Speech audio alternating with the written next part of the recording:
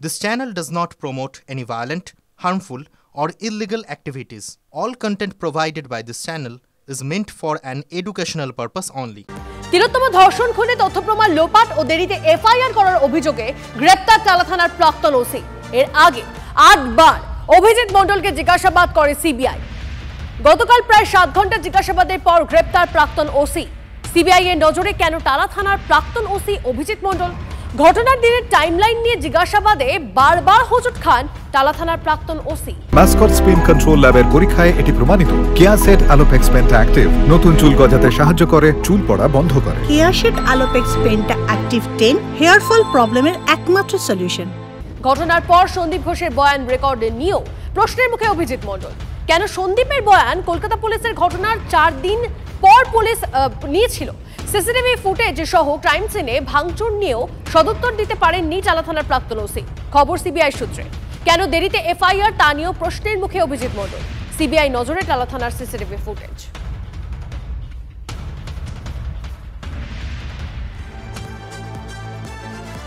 আন্দোলনকারী চিকিৎসকরা এরপরে কি বলেছেন শোনাবো আপনাদের। জুনিয়র ডাক্তাররা কিন্তু শেষ পর্যন্ত নিঃস্বার্থে আজকে আলোচনা করতে চেয়েছিল। তাহলে কি সন্দীপ ঘোষ আর অভিজিৎ মণ্ডলের গ্রেপ্তারির খবরে বাকিরা বিচলিত হয়ে পড়লেন? সেই জন্য কি নিঃস্বার্থ আলোচনা ভেস্তে দেওয়া হলো সরকার পক্ষ থেকে? এই প্রশ্নও কিন্তু উঠে গেল।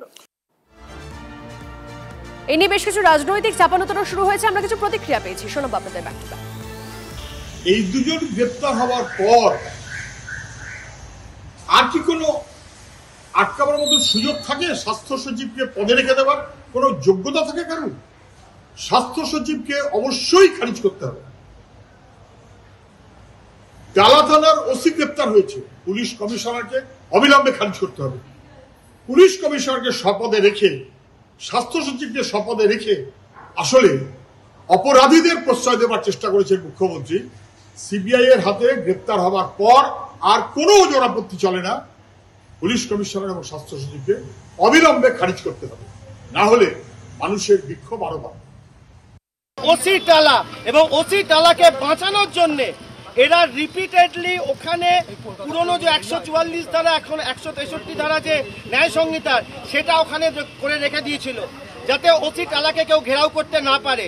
আজকে সুযোগ পেয়েছি, ও বেরোক। আজকে সন্দীপ ঘোষকে ট্যাগ করেছে এবং সিবিআইকে ধন্যবাদ জানাচ্ছি যে সময় নিয়েছে কিন্তু সঠিক পদক্ষেপ করেছে।